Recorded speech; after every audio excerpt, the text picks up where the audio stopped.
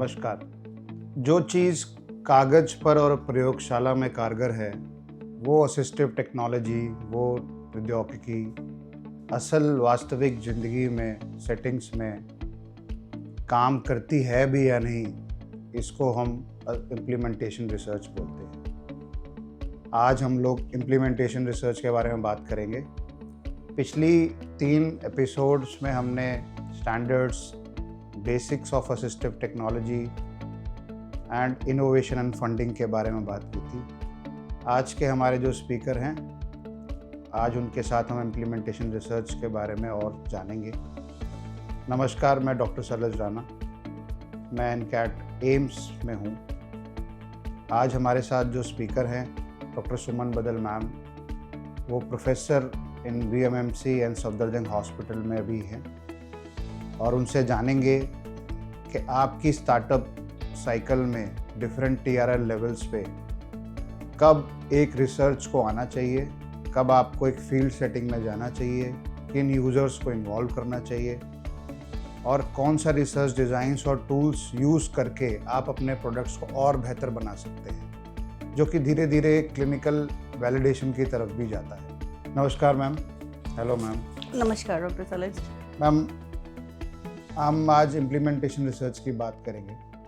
उसमें जाने से पहले हम आपके बारे में और अपने व्यूअर्स को बताना चाहते हैं कि आपने अपनी जर्नी की शुरुआत कैसे की, असिस्टिव टेक्नोलॉजी में आप कैसे आए और अभी हम लोग क्या क्या कर रहे हैं, उसके बारे में थोड़ा सा प्लीज़ बताइए। धन्यवाद सलज। तो शुरुआत जो हुई MBBS के बाद, जब मैंने एम्स में दाखिला लिया, तो एम्स में इसीलिए रिसर्च इंस्टीट्यूट कहा जाता है। कुछ ऐसी ब्रांचेस हैं जो आपको इंडिया में कहीं देखने नहीं मिलती, बट एम्स में होती है। तो मैंने PMR जो ब्रांच है वो ऑप्ट की। वहाँ से आप कह सकते हैं कि सही मायने में ये शुरुआत हुई, क्योंकि PMR में एज ए क्लिनिशियन कहेंगे जर्नी तो एक तरह से इंटरसेक्शन है, जिसमें क्लिनिकल डोमेन है, साथ में रिहेबिलिटेशन मेडिसिन है, जहाँ हमें मरीज़ की प्रॉब्लम या डिसेबिलिटी से रिलेटेड मरीज़ होते हैं तो एम्पैथी का भी हमें रखना पड़ता है और सिस्टम को भी हमें देखना पड़ता है कि क्या अवेलेबल है और क्या बेहतर हो सकता है। तो सही मायने में शुरुआत यहीं से हुई। तो जब मुझे पता चला कि एक मरीज़ मेरे पास आ रहा है जिसको कि डिसेबिलिटी है और वो कोई भी डिवाइस यूज़ नहीं कर रहा है, ऐसा नहीं है कि रिसर्च में या सिस्टम में इनोवेशन नहीं है, आइडिया नहीं है, डिवाइस नहीं है, लेकिन उस मरीज़ तक पहुंच नहीं है उसकी। तो वो जो बैरियर है या बाधा है, आप कहें वो पैसे की सुविधा ना होना है, या उसके लिए वो डिवाइस उतना कारगर साबित नहीं हो सकता है। क्योंकि हमारे यहाँ जैसे हम एम्स में कहें तो हमें डिवाइस भी हम डिसेबिलिटी वाले मरीज़ों को देते थे, लेकिन कुछ ना कुछ ऐसा होता था कि वो मरीज़ वो डिवाइस किन्हीं कारणों के कारण उसको आगे कंटिन्यू नहीं कर पाता था। तो ये एक मैं कहूँगी कंटिन्यूस गैप है कि हम उस मरीज़ की ज़रूरतों के हिसाब से वो डिवाइस सूटेबल उसको नहीं होती, आइडेंटिफाई नहीं कर पाते उसकी ज़रूरत क्या है। तो इसी के कारण हम कहेंगे कि अबंडन कर देता है मरीज़, उसको इस्तेमाल नहीं करता है। तो इस गैप को जो कम करने का काम है वो ये रिसर्च और ट्रांसलेशन रिसर्च जो है वो करती है। तो इसी बात पे आते हैं, मगर जैसे हमारे जो व्यूअर्स हैं उसमें ज़्यादातर स्टार्टअप्स इन्वॉल्व हैं या जो भी अभी जस्ट शुरुआत करना चाहते हैं असिस्टिव टेक्नोलॉजी में, एक आइडिएशन स्टेज में। तो एक इम्प्लीमेंटेशन रिसर्च को अगर हम बोले कि तो हम क्या उसकी डेफिनेशन बोल सकते हैं, प्लस स्टार्टअप्स जब भी अगर आते हैं इम्प्लीमेंटेशन रिसर्च करने के लिए तो वो किस स्टेज में उनको करना चाहिए, कौन से TRL लेवल्स हैं जहाँ पे वो इम्प्लीमेंटेशन रिसर्च को यूज़ कर सकते हैं एज ए टूल? बिल्कुल। देखिए, इम्प्लीमेंटेशन रिसर्च में जैसे हम TRL लेवल की बात करें तो 9 TRL लेवल होते हैं। तो अर्ली इज़ द बेस्ट। मैं ये कहूँगी कि शुरुआत में जहाँ पे हम कंसेप्ट ही बना रहे हैं, यानी TRL स्टेज 2 और 3 में अगर हम इसको ऑप्ट करते हैं तो इसमें 2 फ़ायदे होंगे। एक तो आप किसको आप टारगेट कर रहे हो पॉपुलेशन, और क्या उसकी ज़रूरतें हैं, ये हम बेहतर समझ पाएंगे। और TRL लेवल 5 और 6 तक होते होते हमें उसका एक फाइल रिसर्च का एक डेटा मिल जाएगा और शायद प्रोडक्ट जो है बेहतर निकल के आए, क्योंकि उसकी हम बहुत सारी चीज़ों पे पहले ही इनिशियल स्टेजेस में काम कर चुके होते हैं। सो मेरा कहना यही है कि हम इस तरह से अगर हम करेंगे और तो अगर हम डेफिनेशन की बात करें, क्या होता है इम्प्लीमेंटेशन रिसर्च? बेसिक शब्दों में इम्प्लीमेंटेशन रिसर्च 3 चीज़ों से मिलकर बना है।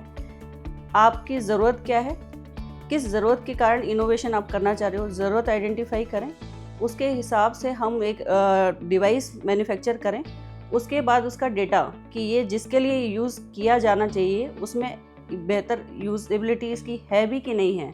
सो इन 3 चरणों में हम इसको इम्प्लीमेंटेशन रिसर्च बोलते हैं और बाद में उसका हम स्केलिंग कर सकते हैं। अगर हम लोग बात करते हैं कि मैं, जैसे मेरा कोई आइडिया है, मैंने अभी जस्ट पेपर पे ही उसे उतारा, एक पेपर आइडिया है, मैं आइडिएशन से थोड़ा सा आगे बढ़ चुका हूँ।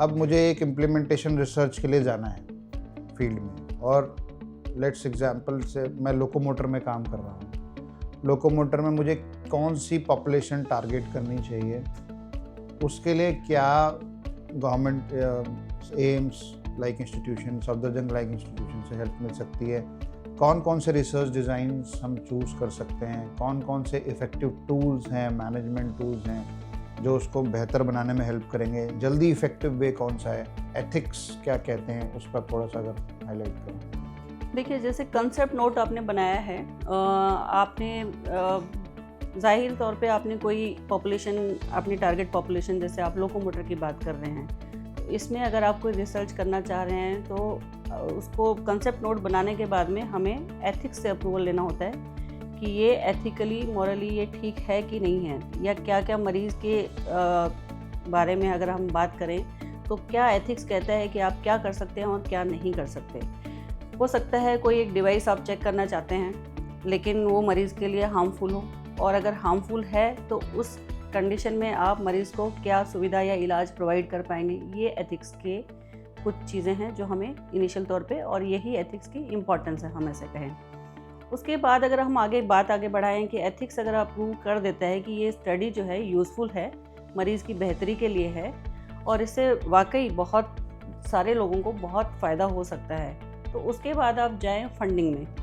अगर आपका आइडिया अच्छा है और रिसर्च के हिसाब से अगर हम देखें या मार्केट में आगे जाके इसकी स्केलिंग हो सकती है, बहुत लोगों को फ़ायदा हो सकता है, तो आप फंडिंग के लिए ट्राई कर सकते हैं। कुछ सरकारी गैर सरकारी संस्थान समय समय पे अपना रिसर्च प्रोजेक्ट की फॉर्म में फंडिंग प्रोजेक्ट्स निकालते हैं। आप जैसे बोले ICMR से ले सकते हैं, CSR से ले सकते हैं, और कुछ निजी चैनल जो हैं, NGO, ये भी अपने लेवल पे रिसर्च करवाते हैं, वो भी फंडिंग करते हैं पार्टनरशिप में।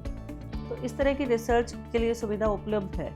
अगर हम डिज़ाइंस की बात करते हैं, हम एक शब्द है रिसर्च डिज़ाइन, तो वो डिज़ाइंस क्या क्या प्रकार के हो सकते हैं? अगर मान लीजिए हम व्हील चेयर की बात करते हैं, अगर वो व्हील चेयर बनाना चाहता है, कोई हियरिंग एड बनाना चाहता है, कोई अगर विजन पर्सन के लिए कुछ बनाना चाहता है, तो रिसर्च डिज़ाइन को कैसे चूज़ किया जाए? कैसे एक पर्सन जो इनोवेटर है उसके लिए चैलेंज होता है, ऑब्वियसली उसको ये सब चीज़ों की अंडरस्टैंडिंग नहीं है, तो वो कैसे चूज़ कर सकता है एक रिसर्च डिज़ाइन, बेटर रिजल्ट? देखिए, इस कंटेक्स्ट में मैं कहना चाहूँगी कि असिस्टिव टेक्नोलॉजी के बारे में अगर आप रिसर्च करना चाहते हैं तो मिक्स्ड मेथड अप्रोच एक बेहतर अप्रोच होगी, क्योंकि इसमें आपको क्वांटिटेटिव डाटा भी मिलेगा जो आउटपुट ड्रिवन होता है, जिसमें हम देखते हैं कि जो हम चीज़ करना चाहते हैं क्वांटिटेटिवली वो इफ़ेक्टिव है कि नहीं है, या किस तरह का डेटा आ रहा है।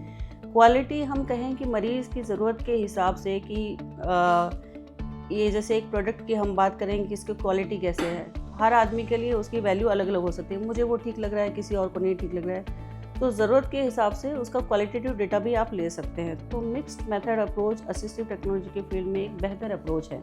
ओके, उसमें हम क्वालिटी की भी बात कर रहे हैं और क्वांटिटी की बात कर रहे हैं, तो वो एक बेसिक अप्रोच रह सकती है। अदरवाइज वो एक इंस्टीट्यूशन में जाके किसी रिसर्चर के साथ कोलैबोरेट भी कर सकते हैं, अगर वो रैंडमाइज कंट्रोल ट्रायल की तरफ जा रहे हैं या फिर कुछ बड़ा ट्रायल कर सकते हैं। जी, अब बात करते हैं हम चैलेंजेस की। स्टार्टअप्स को वैसे ही मैम हर TRL पे चैलेंजेस आते ही हैं और उसको हम सॉल्व करने की कोशिश करते हैं। पहला जो चैलेंज मुझे लगता है वो लगता है हम टाइम एंड कॉस्ट। एक बहुत बड़ा चैलेंज है, पैसे उसके पास नहीं होते हैं, अभी नया नया आइडिया है, प्रोडक्ट बना रहा है, प्लस समय ऑब्वियसली, क्योंकि उसको अदर भी कुछ वो और भी काम कर रहे होंगे, उसी पे पूरा लगे हैं काम करने में, उसको बनाने में, इनोवेट करने में, तो वो कैसे टाइम और कॉस्ट के अलावा भी इस चीज़ में इम्प्लीमेंटेशन रिसर्च उनको एक हेल्प कर सकती है? क्या उसको इन्वेस्ट करना चाहिए टाइम इस पे या नहीं करना चाहिए, पहले प्रोडक्ट बना ले? तो थोड़ा सा हम इस पे अगर आप लाइट दे सकें। देखिए, कंसेप्ट नोट बनाना कागज़ पे और एक्चुअल आवश्यकता को एड्रेस करना, ये दो अलग अलग चीज़ें हैं। हमने कंसेप्ट नोट बनाया, मुझे एक बहुत फैंसी आइडिया मिला, लेकिन क्या वाकई ही उसकी ज़रूरत है या वाकई वो बहुत सारे लोगों को टारगेट कर पाएगा?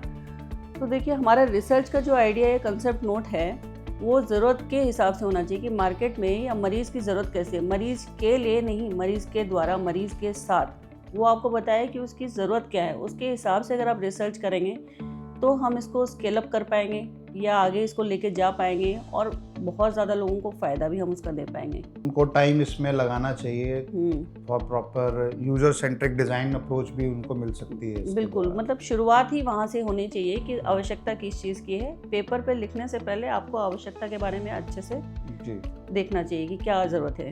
सो मैम, अगर हम लोग बात करते हैं एक कॉम्पिटिटिव एडवांटेज की, तो स्टार्टअप्स हमेशा वैलिडेशन, जैसे हम लोग भी क्लिनिकल वैलिडेशन कर रहे हैं वेम्स में, सो उसमें एक कॉम्पिटिटिव एडवांटेज, एक इन्वेस्टर्स के साथ में better talk and better pitch, then आपको एक दोबारा आपको फीडबैक मिलता है from the validation from implementation research. तो स्टार्टअप को और क्या क्या फ़ायदे हो सकते हैं इम्प्लीमेंटेशन रिसर्च के on policy level, adoption level, as well as क्या वो स्टार्टअप दोबारा उस वैलिडेशन को, दोबारा उस इम्प्लीमेंटेशन रिसर्च को करे once they are in the market और नॉट, या फिर वही ठीक है जो उन्होंने पहले TRL 1-2 पे किया? देखिए, तीनों आपस में जुड़े हुए हैं और हमें वापस भी जाना चाहिए, क्योंकि अगर पॉलिसी नहीं है तो भी आप अडॉप्शन नहीं कर पाएंगे, और अगर आप अडॉप्ट नहीं करोगे तो पॉलिसी कैसे बनेगी। तो ये सब आप यूँ कहें कि हमें आगे की तरफ और पीछे की तरफ, दोनों तरफ जाना चाहिए। और उसी तरह से अगर बेटर पॉलिसी नहीं है और आपने अडॉप्ट ही नहीं किया तो स्केलिंग की बात ही ख़त्म हो जाती है। तो सही मायने में आगे और पीछे दोनों की तरफ हमें इसमें काम करने की ज़रूरत है। एंड ये तीनों एक दूसरे से बिल्कुल भी अलग नहीं हैं। हमें एक दूसरे को ध्यान में रख के इन पे काम करना चाहिए।